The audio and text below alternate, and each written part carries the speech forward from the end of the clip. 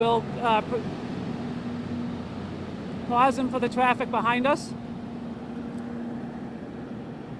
We'll read the letter from the Chiefs Association across the state.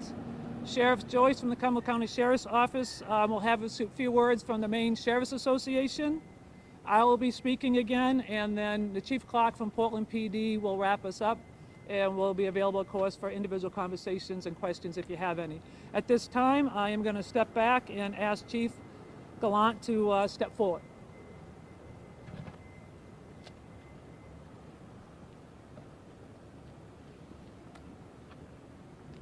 Thank you, Chief. Again, my name is Dan Gallant from the Yarmouth Police Department.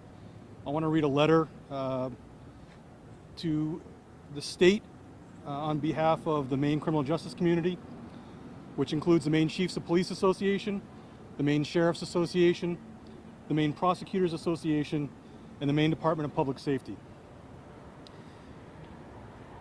We stand united with Maine people in mourning the senseless and unjust death of George Floyd. Together, we condemn the actions of those law enforcement officers responsible for Mr. Floyd's death. We offer our deepest condolences to the family and friends of Mr. Floyd. We cannot ignore the video or his pleas for help. We must all learn from this and other tragic events so that they are never repeated. The pain and outrage across our country has led to violence, looting, and property damage. We too are outraged. There is no place for racism and police brutality in Maine or in our country. Maine law enforcement officers can and must do better. We cannot change what happened, but we can look inward and forward. We will all thoroughly review our policies and procedures, and we will continue to attract, hire, and retain only the best police candidates to serve our communities. We commit to remaining transparent and eliminating police culture that condone any social injustices. We will continue to enhance our training to include important topics such as implicit bias to ensure that we support a system that guarantees equal justice under the law to every Maine resident. As community leaders, we are all accountable for the actions of our police officers. We must continue to build trust and follow best practices. We recognize that change starts with us. We embrace and honor this responsibility. We work every day to protect and serve every person in our great state.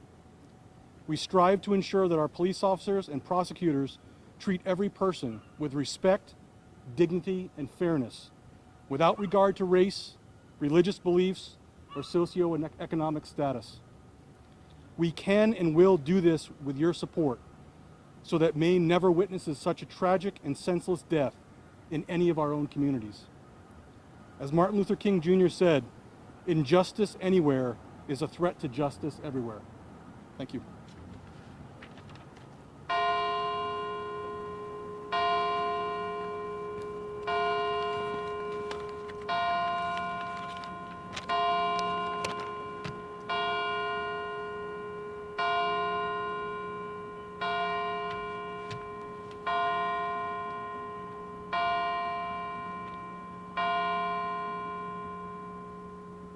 I did not plan that.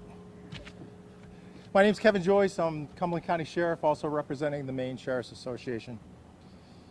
Over the last couple of weeks, we've seen the videos that are witnessed in the media that are upsetting, disgusting, appalling. They go against the code of conduct and the very oath that we swear upon to uphold the law for corrections officers and police officers. The action and inaction of the police officers in the Minnesota incident is not condoned by local law enforcement, state law enforcement in Maine. The incidents such as these create a ripple effect on law enforcement, and we've seen that over the last week or so. It creates a ripple effect of fear, distrust, stigma that most of the great men and women, much like the people behind me of our profession, continue to counter on a professional level day after day. The state of Maine, the Maine Chiefs of Police, set out about 2 years ago to create a accreditation process, a state accreditation process. And what this does is take some of the best practices nationwide and makes that institutionalized. It doesn't say how we do things. It just says certain standards that we have to do to maintain it and uphold our accreditation. Law enforcement is ever-changing. It's ever-changing. Continual improvement.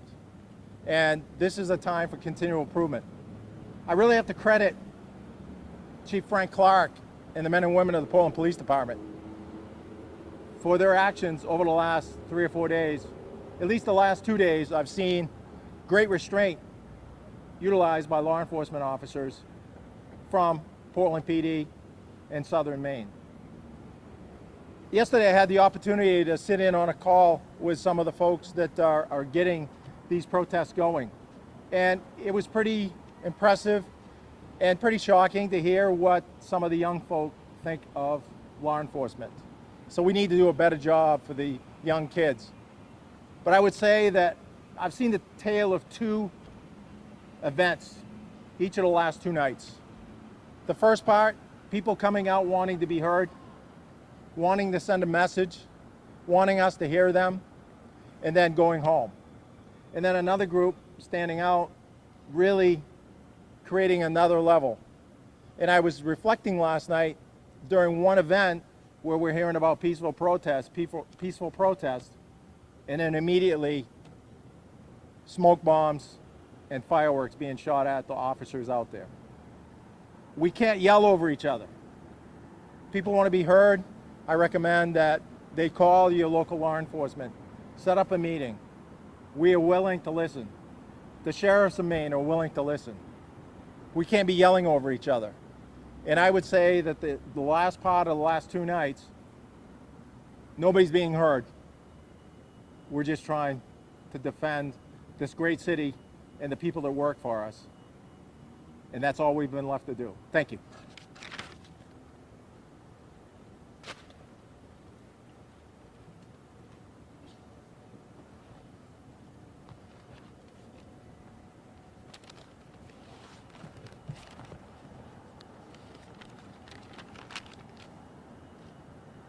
For clarity, my comments are coming from me and my experience of serving the great citizens in the city of both Portland and Westbrook and all of our diverse communities.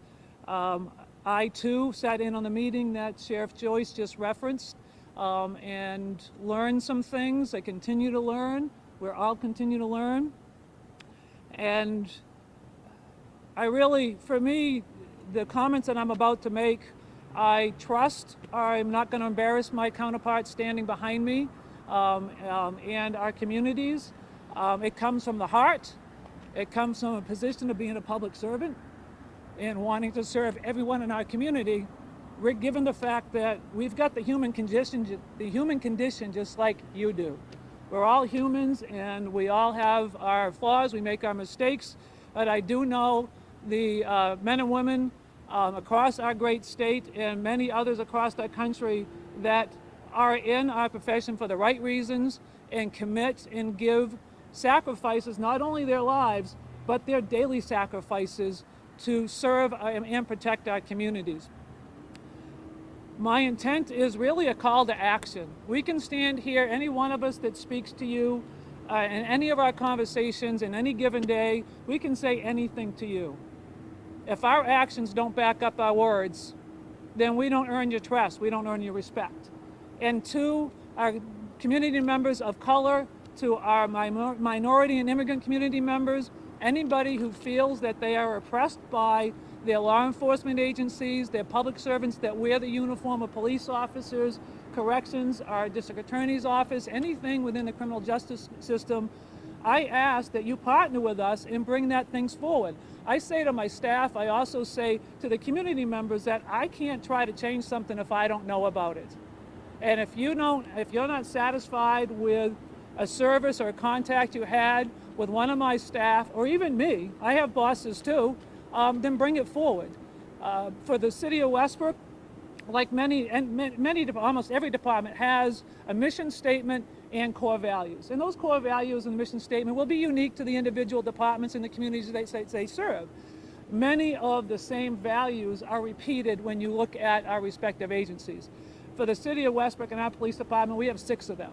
And they have professionalism, accountability, compassion, integrity, fairness, and courage. And we have definitions for those.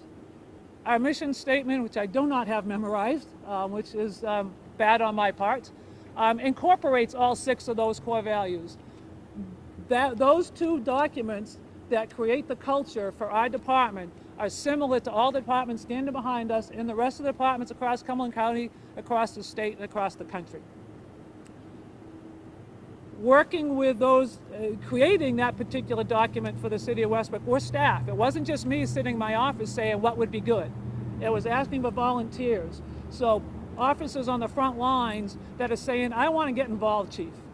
And when you think about your local police departments, your local public servants, you see them in many more roles than just enforcing the law. Actually, I think if you ask any police officer in today's society, and I'm keeping this local to the state of Maine because our culture is different from the different cultures across the state and some of the metropolitan cities. We do not have the same type of crime. We have poverty, but it's not to the level that the different areas of that the country experience. So looking at our local state, when you look at 100% of an officer's regular 40-hour work week, what percentage of that is actually fighting crime, meaning investigating crimes, making arrests, writing reports, and serving the public, which is the other interactions where we're trying to connect people to resources to improve their lives so that they don't have to dial 911 for help. I think if you ask any officer standing behind me or anybody else, you will hear officers say less than 50% of the time we are fighting crime. So over 50% of the time we are serving. And we serve you. We serve everybody. We partner with you. We want to partner with you. In times of crisis and conflict like we're seeing across our country and in our local communities now brings everything to the forefront. In order to sustain change, we need to sustain those dialogues and the conversations, be able to listen, to be able to own that, okay, we didn't do that right, we haven't been doing that right, how can we change it? A quick example of that, and that meeting that Portland PD hosted yesterday with the professional organizers of our peaceful rallies, one of the young organizers talked about how we in law enforcement present, how we present at a rally.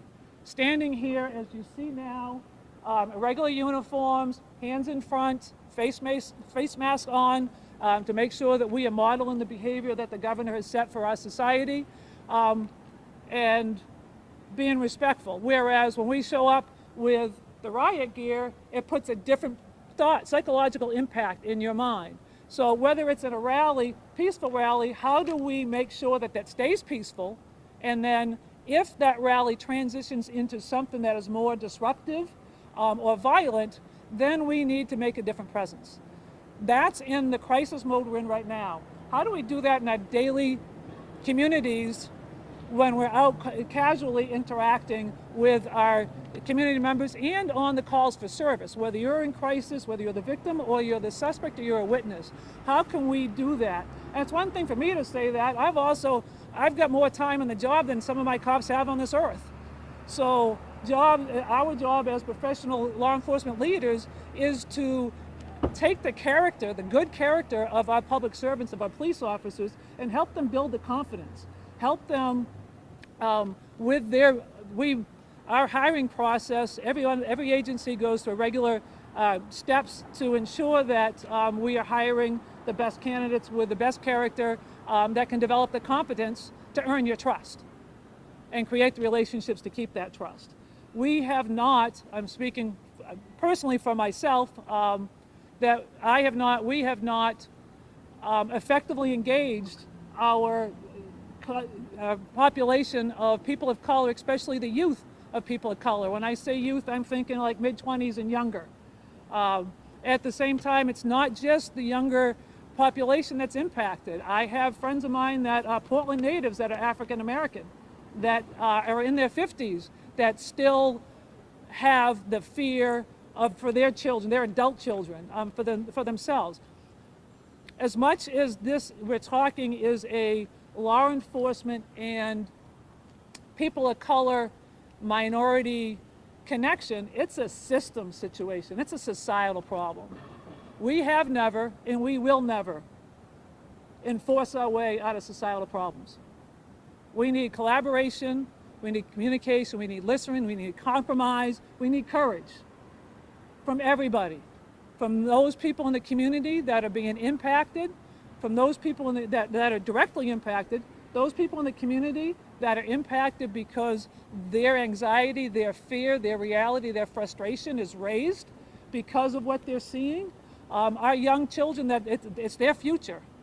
How do we work together to pull in the different pieces of our societal system and to do that, to sustain it?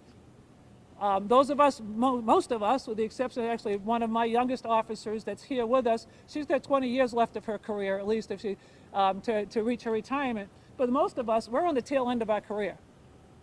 So like any organization faces change. How do we, as our local communities, how does Portland, how does Westbrook, how does South Portland, how does Bridgeton, how does Yarmouth, all of the other agencies, how do you on the other ends of these cameras and these microphones work with the law enforcement officers, your community leaders, and the other professionals that serve us, the other service providers that are not just government entities. It's not just the government. It are other for-profit and non-profit organizations. How do we collectively get those dialogues going? How do we engage the people that are truly the most impacted to try to shift their reality, to build the trust? And that takes time. From talking to my peers behind me and others across the state, we're in this for the long haul. We want to work with you. We respect you, and we want to make sure that your voices are heard because we serve you. What does that look like? Moving on to another topic that many of us as executive officials in law enforcement have received different messages, emails, or phone calls from local community members. Just basically, I've received at least 10 of them in the last 3 days, asking questions about what the Westbrook Police Department is doing to ensure that these types of atrocities and police brutality doesn't happen in our city. And each department has its own unique policies, procedures, its own culture. We share a lot of commonalities, as I said earlier, in relation to our core values. But some of the key things that we do is in our hiring process, vetting out for that character, the background, our training, certainly in the Maine Criminal Justice Academy's basic training program, the internal field training officer program for each department, the career development training, the performance evaluations, the mentoring programs, the accredited policies, best practices, the community engagement, our use of force reviews. Every department has a policy where if we use force to make an arrest, and for typically what I know of all the policies and all the departments that I've talked with, that if somebody is being placed in arrest and being handcuffed, if they are not voluntarily, willingly putting their hands where you're asking, which is typically behind your back, to be handcuffed, and we have to go what we say hands-on, to put hands on an individual, to lean them over a cruiser, or to put their arms forcibly behind their backs because they're using their skeletal muscles to, their muscles in their structure to resist that. Every officer has to draft and write a document that. They have to write a use of force report. In the city of Westbrook, that use of force report is reviewed by the frontline supervisor, the sergeant, the operations captain, who is in charge of our patrol division, and me. And what we're looking at is what are the circumstances around the incident? Is the actions of the officer reasonable and justified by the common sense of another officer? So you have 3 layers of oversight and supervision. And we look at those for training, we look at them for individual mentoring opportunities, and we look at them for, are we seeing a trend? a trend in what we're seeing in our community that's a public safety concern, and there is a trend with an individual officer. Is there a trend with an individual technique that we're using or a piece of equipment that we're using? Bottom line is we want you to be safe and we want our officers to be safe. When it comes to using force, any use of force is not pretty, even when it's justified. We as human beings respond to everything emotionally first. We can't control it. It's part of our scientific biology. In our brain, we have to get through the emotions to get to the intellect to process things rationally. That can be instantaneously on occasion, and sometimes it can be minutes, sometimes it can be days and months, considering what we're dealing with right now and how many people are impacted. I just lost my train of thought, I'm sorry. Being able to process those emotions and get to a point where we in our local communities can engage in those conversations can really start making a difference. Somebody in the meeting yesterday mentioned that their perspective was that we haven't really experienced any change. When you see what's on the news, we haven't learned and grown as a country. And I reflect on that and I think change is individual, change is locational, change is situational, and change is systematical and so many other O's. In my almost 35 years of being a public servant in Portland and Westbrook, I personally have changed a lot. I've changed because of my profession, I've changed because of life. I've changed because I've wanted to, because I want to be a better leader, a better public servant, and a better person. I've changed because people have invested in me. People have taken the courage, risked their input to say to me, hey, how'd you think about this? Or maybe they didn't do it casually and they just bluntly told me what was wrong. And me being able to listen and process that.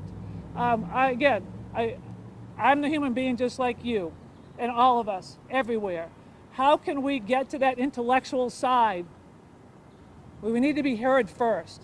We in law enforcement, as your public servants protecting your safety and serving you, need to listen. We're here telling you we want to listen. We want to hear your voices. Beyond the rallies, the real work is in our local communities. We cannot do this by ourselves. We need your help. We need your patience. And sometimes, yes, we need your forgiveness. Not because there was a character flaw and somebody intentionally committed an act that violated somebody's rights, but because we're human and we don't always make the right decision. And know that we want and we do police ourselves. There's one thing that I've learned, and many things I've learned in life, that the sharing of information. Information is power. Knowledge is power. Understanding is even more power. Understanding each other. Hearing a young man in that conversation yesterday talk about how every day he and some, if not all of his brothers and sisters of youth of color wake up fearful that every time they see a police officer, they're thinking, is it going to be me? Am I going to be arrested? Am I going to be attacked? Am I going to be killed? That was an eye-opening statement for me to hear yesterday. And being able to absorb that and figure out how I personally and how I can lead my officers and work collaboratively with my fellow law enforcement leaders to absorb that, to be compassionate, to be accountable to that. How can we impact, build trust, and develop those relationships? Because everything in life comes down to trust and relationships, if you think about it, folks.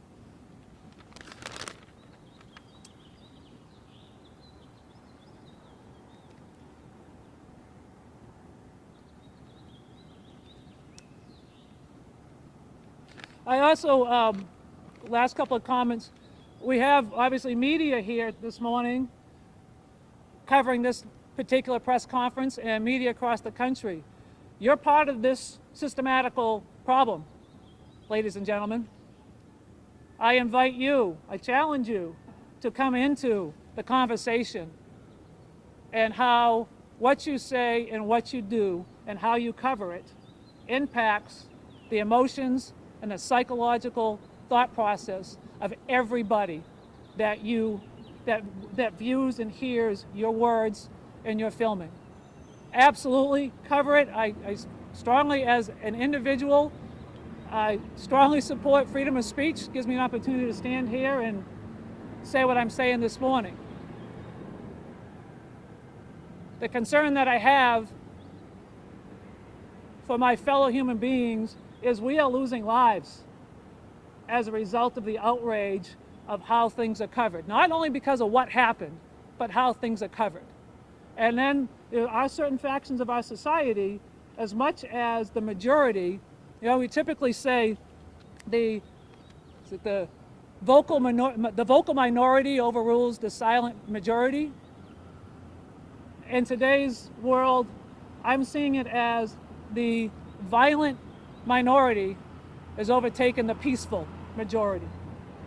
And we, the peaceful majority, need to take back that control. But there are people in our society that don't want change. Or if they do, it's not the change that we are striving for. And to recognize that. And to recognize that as we walk away from this morning in our local communities, our officers are going to be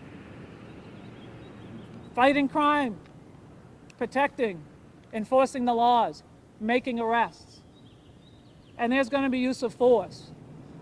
I challenge every one of you, I beg you to not jump to conclusions and take action on those conclusions without getting more information.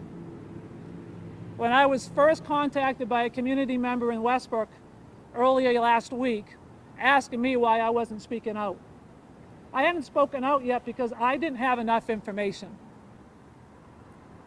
And every one of us citizens in the United States have a right to due process. I, like every one of you, are outraged by what I saw in the video. And I also know intellectually, I don't have all the information even as I stand here.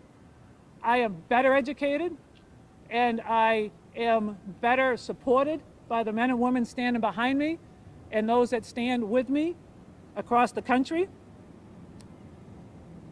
I also know that from hearing from and talking with community members already that it was time to come forward.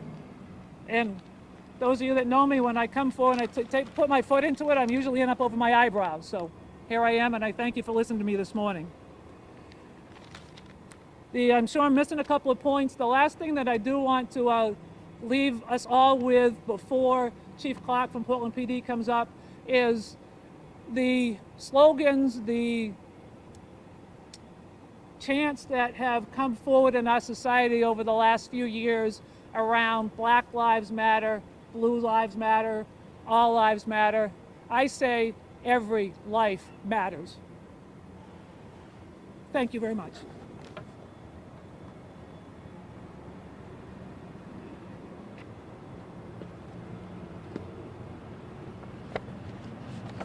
I might as well throw this because they've really taken all my thunder here this morning. I couldn't be, I've been in law enforcement here in the state of Maine. Actually, I'll back up. My name's Frank Clark. I'm the Portland Police Chief. I've been in law enforcement here in the state of Maine for over 30 years. Have been proud to be a member of Maine law enforcement for that time. I believe Maine law enforcement, quite frankly, is second to none in the United States of America. And I think the comments that we've heard here this morning, the men and women that are standing behind me, are representative of that from start to finish. So I want to thank them. I want to thank their agencies for their support this week. We clearly have walked into a stretch here. Not only are we still in the middle of a global pandemic, but we're seeing civil unrest across the country, and particularly here in the city of Portland, at a level that just simply has not been seen before. So knowing that I can rely on making a phone call and having somebody here to help us out and to give us the resources that we need at a moment's notice has been extremely comforting to me as the leader of the Portland Police Department, because that ensures both the protection of my officers as well as the protection of the community and the peaceful protesters. So I'll just echo, obviously we've all seen the video. I've said earlier this week that I was as shocked and appalled at the content of it when I watched it as everyone else has spoken to already. It does not reflect clearly, as Chief Roberts has already said, the values and professionalism that we expect of our profession and the professional men and women that are in it. And I knew, quite frankly, when I first saw it, that despite the geographical distance that Minneapolis is from the city of Portland, that those actions, those officers' actions and their inactions were going to reverberate here and across this country. And quite frankly, the concern at the time was that it would erode the trust that we have worked so hard to attain with our community members. We've heard the anger this week. We get the anger. We understand it. We understand the anger at us. One of the things that I've heard this week many times, including from the peaceful protesters that we've interacted with over the last several days, is that they're not directing this at the Portland Police Department, the Westbrook Police Department, the state police. They're directing this at more of a systemic level and want to have a systemic conversation. And I think that's important. As much as I get the anger, the other thing I need to say is we can't let the anger turn to violence. We can't let it turn to destruction. Because that's when the message gets lost. That's when the power of the point that people are trying to make while expressing their First Amendment right gets lost. What we focused on this week as police agencies here in the state of Maine is providing a forum, a safe forum for the men and women that want to come and assemble and peaceably protest to do so. And that's what we're going to continue to do. At the event yesterday, the protest yesterday that was held in front of the Portland Police Station, I heard several common themes. They talked about love, they talked about peace, they talked about democracy, trust, education, and respect. And those are things that we can all agree on are very important in our society. They're very important individually. And something that we need to have a dialogue about, something that we need to talk about. And I think dialogue is so important because the more we talk, the more we communicate, the higher chance that there is that we're going to have a mutual understanding and a mutual respect. And I think that's where we need to be. That's what we need to get to. I think that's what we strive in our departments so hard to attain every day, from top to bottom, And I certainly commit that we intend to work with our community and continue to build bridges. The phone call that we had yesterday with some of the organizers of actually today's event went extremely well and extremely powerful, some of the comments that were made during it. There's an old saying that Sir Robert Peel said back in the 1820s, the people are the police and the police are the people. And that, I think, really highlights in those simple few words the critical relationship that we need to have between our community. We are you. We stand with you. And I think that's an important statement to make. So we are going to continue to look at best practices, as has already been discussed. We review our policies, and we'll continue to do so. We look at training. We hold ourselves accountable, whether it's with our code of ethics, whether it's with our guiding values, and we maintain a very high bar.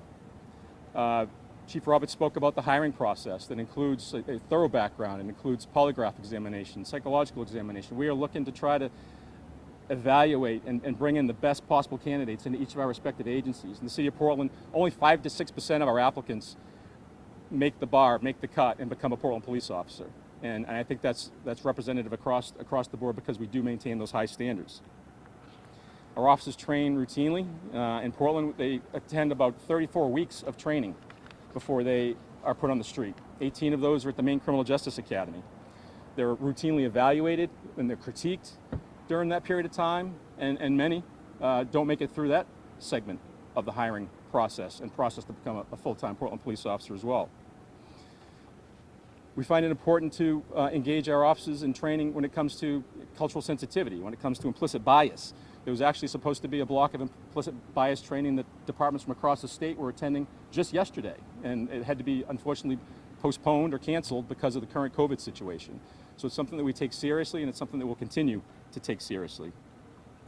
Chief already talked about documentation of reports. We tried to be proactive in looking at reports prospectively through our performance management reviews.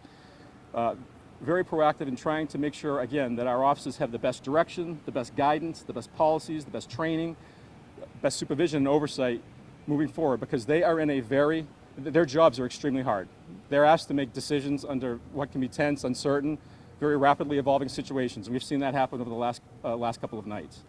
And I could not be prouder of the men and women, both of my department and of the mutual aid agencies that came and have assisted us over the last couple of days, the way they've come together, the way they've collaborated, gelled, and really been extremely disciplined and measured in their response has been nothing short of impressive. And again, I really appreciate everyone's efforts this week. Right now, the position that I'm at, and we started that yesterday with that phone call, another Zoom call. Yes, I'm getting used to the whole Zoom thing, but I want to listen. I want to hear what people are saying. I want to understand what they're saying and why they're saying it. And when it comes to listening, I just want to wrap up by saying that I plead with today's protesters. We have another protest scheduled this afternoon. As has been noted, there are a group of protesters, the majority of protesters are here and coming into the city to peacefully do so and to peacefully express their concerns and help us hear them and understand them. It's a smaller majority that is agitating the other protesters. There's infighting between the peaceful protesters and other protesters that are trying to agitate people in the crowd. And it's those folks that we will not stand for the criminal conduct that they bring into this area, because that does nothing to accomplish the goals of the peaceful protests, and it does nothing but put, again, our officers and the general public in harm's way. So I want to thank you. Again, I want to thank everyone standing behind me for your support this week, and I'll open it up to questions that you have for anyone here. Matt. So, the Minnesota Police Department, for all of the criticism it receives, publishes its use of force and other policies on its website. It also publishes regularly and updates a database of officer complaints and where those complaints are in the adjudication process internally. Do chiefs here, will you vow to release proactively complaints, track them, and release that information publicly, along with officer discipline, when it occurs in your own ranks? That's a question to the whole group. I'll just speak to it real quick, and then I'll step back. But the City of Portland has an ordinance, has a citizen oversight, or not an oversight, or a review subcommittee that does exactly that, and they do post their findings on the city's website in terms of discipline. So. Is that something the group might be, maybe a show of hands? I don't know. Hello, Mike Sosta, Commissioner of Public Safety. Good to see you, Matt. So let me just say that I don't think it's appropriate to ask a dozen people to vow to do one thing or another today as we stand here in the foyer of City Hall. I do think what you hear is that law enforcement leaders in this state are open to having any and all conversations. Where that's going to end at the end of the day, I don't know. Nobody here knows. I have heard of that in other communities. Some of that's contractual, some of that's by state laws. I can't speak for Minneapolis and what they have for state laws or policies and procedures. But what I do know is that there's a lot of folks here that want to be part of the solution rather than part of the problem, and people are willing to have those conversations. So I don't expect you're going to hear a vow from law enforcement today from anything. So. As Commissioner, will you release records of the state police? Will you release records of state police issues of discipline and internal conduct addressed by the Office of Professional Standards? I think, Matt, that's been asked and answered, right? So the Maine State Police is one bureau of 9 under the Department of Public Safety. I think all of us, again, are looking at all these policies and procedures, and we'll see what happens as this conversation continues. So I appreciate the attempt, but you're not going to have a solid answer, yes or no, on that this morning. Chief Clark, have you seen any protesters come from out of state? Yes. Yes, yeah. In speaking with some of the protesters the other night, most that I actually spoke with right out here on Congress Street were not, at least not from Portland. I don't know exactly where all of them are from. One of the arrestees, there were 10 arrests that were made last night. One was from out of state. We've seen other police officers in other cities take off riot gear and march with protesters. Is that something you guys are thinking about or looking into? Yeah, our office had done that. I think the first couple protests, Fridays and I think at least Fridays, I think. And then what we've trying to do is really protect the folks that are part of the peaceful protest, providing some buffer both as a lead car and a tail car, and then grabbing intersections as they process or march up through particular areas to make sure that people are aware that they're coming, and again to keep them safe from and motorists safe. Chief, can you describe the print to Evergreen Public Radio? Can you describe the pepper bullets that you use sort of later when there's been more the fireworks and stuff as you mentioned, bottles thrown? Yep. What exactly is that exactly? It's essentially a paintball gun. So it's air charged with a canister on the top that has small, what would normally contain paint, small projectiles. It has powder oleoresin capsicum in it. So OC spray essentially. Yesterday there was a group of counter-protesters who showed up just a block from the police station. At that point, a squad of officers, I'm not sure from which department, formed up across the street from them. An officer spoke to them and they left. Was law enforcement encouraging those counter-protesters to leave? I don't know the specific details of that conversation, but they were. Orange blaze? Yes. Yeah, I know they were present. I don't know the specific details of the conversation, but I know we had contact, and I know they peacefully left. They weren't looking for any sort of a conflict, is my understanding.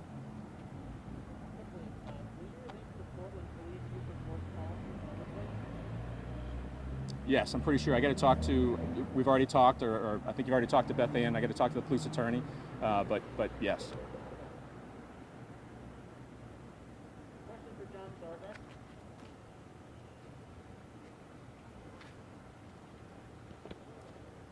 I'm Jonathan Sarbeck, I'm the district attorney. Hi, Matt. Do you believe there are issues of systemic racism present in the justice system in Maine? I think there's unfortunately racism everywhere, and Maine is not going to be exempt from that. I think it's very important to say Black Lives Matter. And I think it's important, just like I've heard today, that we need to continue to have a dialogue within our community to talk about systemic changes that I think are going to be necessary, to hear different voices.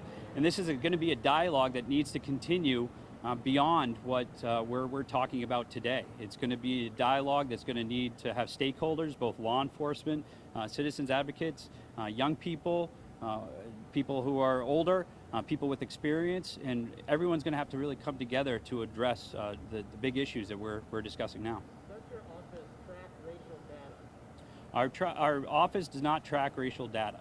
It's something that we've been looking into since I became DA.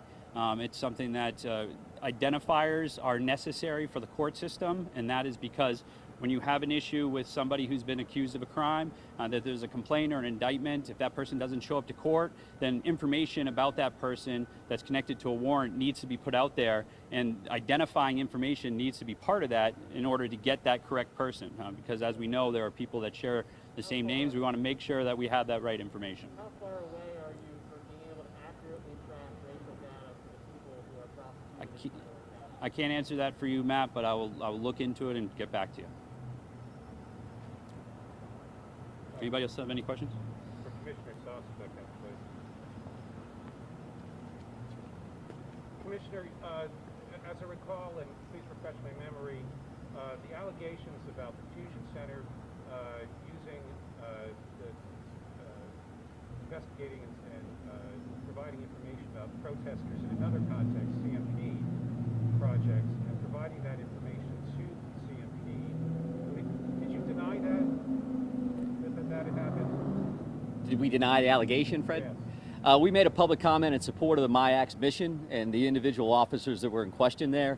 Unfortunately, I won't be able to answer any detailed questions because there is an actual lawsuit in play for that, which potentially ties my hands. Once attorneys get involved in this, then we have very limited information that we can put out after that. In this situation, there's some talk about outside agitators, although I don't know, and people whose motives are different from the ones that you all are supporting here. Is that Fusion Center a unit that you will consider using in trying to understand what's going on in this situation? I think that law enforcement agencies around the state monitor public-facing social media accounts to keep track of events in their communities. The MIAC is no different, but I won't be able to answer any more detailed questions about that. You're welcome. Does state police track racial data of the people they stop, cite, and arrest? It's a multifaceted answer because there are certain aspects of the system that naturally do, like traffic stops as an example. You have a citation. There is a box there that's not always filled in, truth be told, that would have the race of an individual.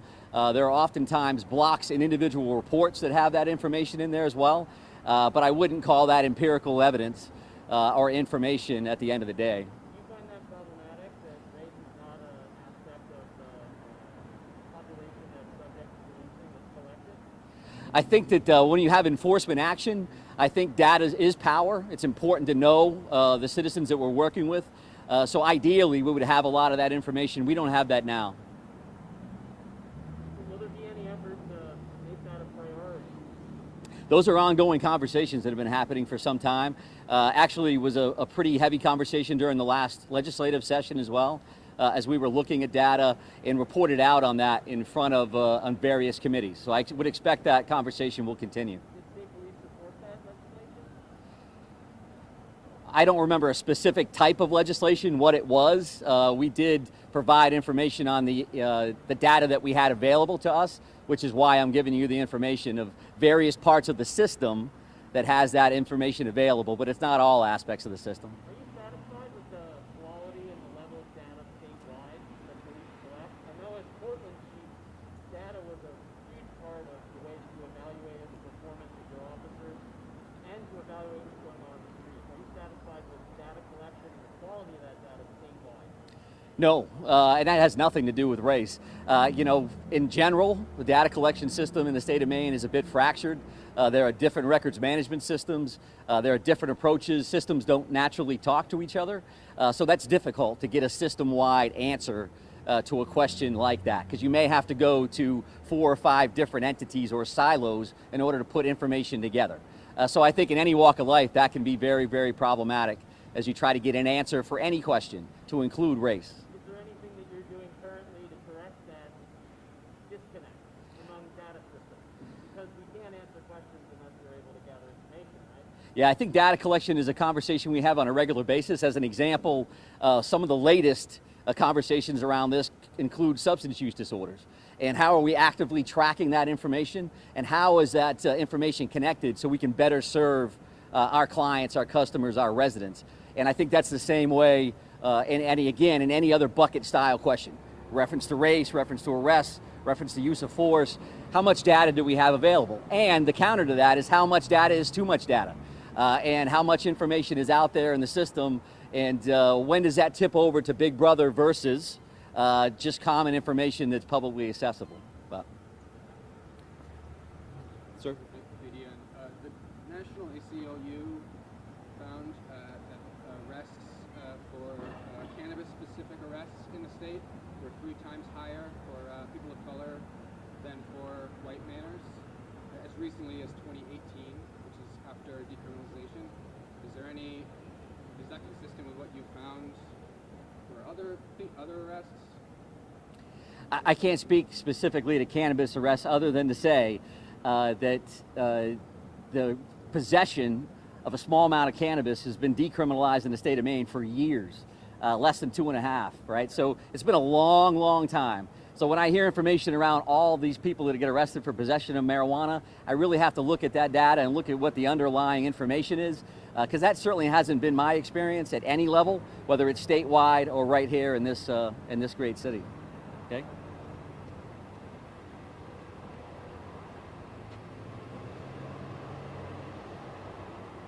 Chief, can I ask you a question? Absolutely, you just did. How's your budget?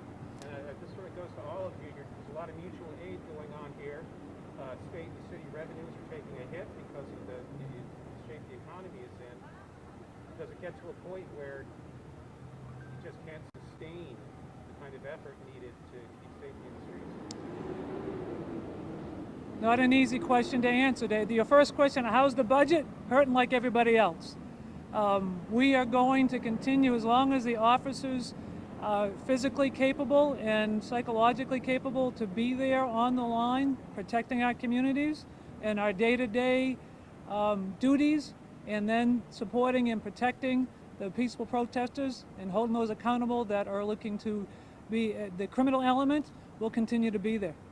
So are people working overtime? Are they volunteering? It's overtime. I want to thank everybody this morning, our local media, and everybody else that's here in the audience, whether you plan to be here or happen to see the event and stop by. Thank you. I truly call you to action to help us as law enforcement leaders, your public servants, and our frontline staff, our professional support staff, being our dispatchers and our administrative support, help us create change. Thank you very much, and be safe, be healthy.